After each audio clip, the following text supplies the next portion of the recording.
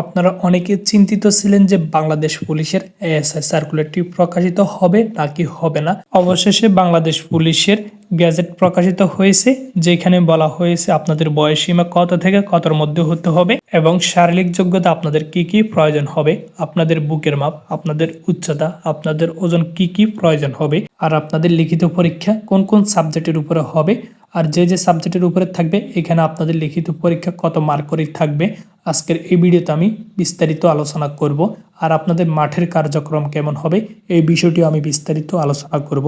আশা করি আপনারা ধৈর্য সহকারে সম্পূর্ণ ভিডিওটি দেখবেন। তো বন্ধুরা, আপনাদের কাছে ছোট্ট একটি রিকোয়েস্ট থাকবে, আমার এই ভিডিওর কমেন্ট বক্সে আমার ফেসবুক পেজের লিঙ্কটি দেওয়া থাকবে, সেখান থেকে আপনারা আমার ফেসবুক পেজটি ফলো করে দিবেন। ডেসক্রিপশন বক্সে আমার হোয়াটসঅ্যাপ নাম্বারটি দেওয়া আছে, আপনারা সেখান থেকে চাইলে আমার সাথে হোয়াটসঅ্যাপে কথা বলতে পারবেন। তো বন্ধুরা, এখানে অ্যাপ্লিকেশন করতে হলে সর্বপ্রথম আপনাদের লাগবে বয়স।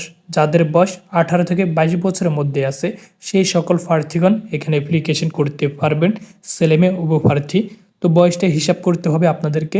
এই সার্কুলারটি যদি 2025 সালে প্রকাশিত হয় তাহলে আপনারা সেপ্টেম্বর মাস এটি হিসাব করতে হবে। আর যদি 2026 সালে প্রকাশিত হয় জানুয়ারি মাসে, তাহলে আপনারা 2026 সালের সেপ্টেম্বর মাস হিসাব করতে হবে।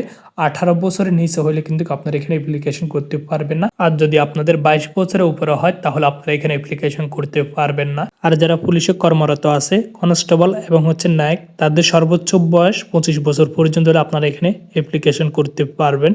তো বন্ধুরা, আশা করি বুঝতে পারছেন, এটি হচ্ছে আপনাদের বয়স সীমা। এখন আপনাদের এসএসসিতে এবং এইচএসসিতে আপনাদের কত পয়েন্ট লাগবে। আপনাকে এসএসসিতে যে কোনো বিভাগ থেকে যদি আপনি 3.50 পেয়ে উত্তীর্ণ হন তাহলে অ্যাপ্লিকেশন করতে পারবেন, এবং এইচএসসিতে আপনাকে 3.50 পেতে হবে। আপনাকে এসএসসিও পাস করতে হবে এবং এইচএসসিও পাস করতে হবে। তো বন্ধুরা, আশা করি বুঝতে পারছেন, আপনাকে এইচএসসিও কমপ্লিট করতে হবে, তাহলে আপনারা এখানে অ্যাপ্লিকেশন করতে পারবেন। তো এখন আপনাদের শারীরিক যোগ্যতা কি কি প্রয়োজন হবে। আপনাদের উচ্চতা লাগবে 5 ফিট 5 ইঞ্চি, এটি পুরুষ প্রার্থীদের ক্ষেত্রে। আপনাকে ওজনের ক্ষেত্রে 49 কেজি, বুকের মাপ স্বাভাবিক অবস্থায় 30, আর যখন প্রসারিত করবেন তখন 32 ইঞ্চি। মহিলা প্রার্থীদের ক্ষেত্রে 5 ফিট 4 ইঞ্চি, বুকের মাপ স্বাভাবিক অবস্থায় 28, আর যখন প্রসারিত করবেন তখন 30 ইঞ্চি হতে হবে। ওজনের ক্ষেত্রে 47 কেজি। তো বন্ধুরা, আশা করি বুঝতে পারছেন, এটি হচ্ছে আপনাদের শারীরিক যোগ্যতা প্রয়োজন হবে। চোখের দৃষ্টি অবশ্যই 6/6 প্রয়োজন হবে। আর আপনারা যারা কম্পিউটার পারেন তাদের জন্য এটি হচ্ছে প্লাস পয়েন্ট। তো বন্ধুরা, আপনাদের লিখিত পরীক্ষা কোন কোন সাবজেক্টের উপরে হবে? বাংলা, গণিত, ইংলিশ এবং সাধারণ জ্ঞান। এই বিষয়গুলোর মধ্যে হচ্ছে আপনাদের 100 নম্বর থাকবে। এরপর হচ্ছে আপনাদের আইকিউ থাকবে, সেখানে হচ্ছে 50 নম্বর। টোটাল আপনাদের 150 পরীক্ষা হবে, 150 নম্বরের পরীক্ষা হবে। তো বন্ধুরা, আপনাদের মাঠের কার্যক্রম কেমন হবে? আপনাদের মাঠে কোন কোন ইভেন্ট অতিক্রম করতে হবে? প্রথম ইভেন্ট ডোট, দ্বিতীয় ইভেন্ট লং জাম্প, তৃতীয় ইভেন্ট হাই জাম্প, চতুর্থ ইভেন্ট পুশ আপ, পঞ্চম ইভেন্ট সিট আপ, ষষ্ঠ ইভেন্ট গ্যাগিং, সপ্তম ইভেন্ট রুফ ক্লাইনিং। এরপর আপনাদের ডোট হবে হচ্ছে 1600 মিটার, যেখানে আপনাদেরকে 7 মিনিট 30 সেকেন্ড দিবে। পুশ আপের জন্য আপনাদেরকে টাইম দেওয়া হবে, টাইমের ভিতরে আপনারা কমপ্লিট করতে হবে। 30 সেকেন্ড হচ্ছে আপনারা 15টা পুশ আপ দিতে হবে, মেয়েরা হচ্ছে 10টা পুশ আপ দিতে হবে। আপনারা যারা পুলিশ কনস্টেবলে মাঠ করছেন তারা জানবেন মাঠের কার্যক্রমগুলো কেমন হয়। প্রথম দিন আপনাদের কাগজপত্র যাচাই, দ্বিতীয় দিন আপনাদের 200 মিটার ডোট, এরপরে push up, high jump, long jump. তৃতীয় দিন হচ্ছে আপনাদের প্রথমে 1600 মিটার ডোট, এরপরে আপনাদেরকে দিবে গ্যাগিং দিবে, এরপরে হচ্ছে রুফ ক্লাইনিং, আপনারা রশিবাই উঠতে হবে। তো বন্ধুরা, আশা করি বুঝতে পারছেন, এটি হচ্ছে তৃতীয় দিন। এরপরে আপনাদেরকে লিখিত পরীক্ষার জন্য সময় দেওয়া হবে।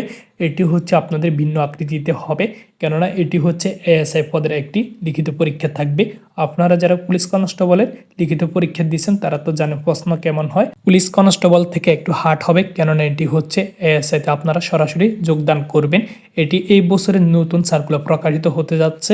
বিগত বছরগুলোতে এরকম কোনো সার্কুলার প্রকাশিত হয়নি, সেই জন্য এখানে আপনাদেরকে অনেক কিছু নতুন অ্যাড করা হবে।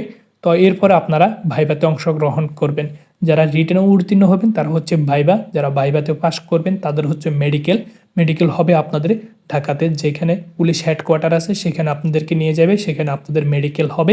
মেডিকেলে যারা টিকবে তারা হচ্ছে ট্রেনিং সেন্টারে যাবে। তো বন্ধুরা, এই সার্কুলারটি এই বছরে প্রকাশিত হওয়ার সম্ভাবনা কম, কেননা এই সার্কুলারটি প্রকাশিত হতে পারে জানুয়ারির শেষের দিকে। তো বন্ধুরা, আশা করি বুঝতে পারছেন।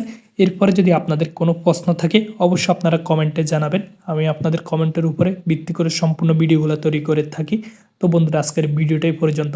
দেখা হচ্ছে অন্য কোনো ভিডিওতে। ততক্ষণ পর্যন্ত ভালো থাকুন, সুস্থ থাকুন। সবাইকে জানাই আসসালামু আলাইকুম।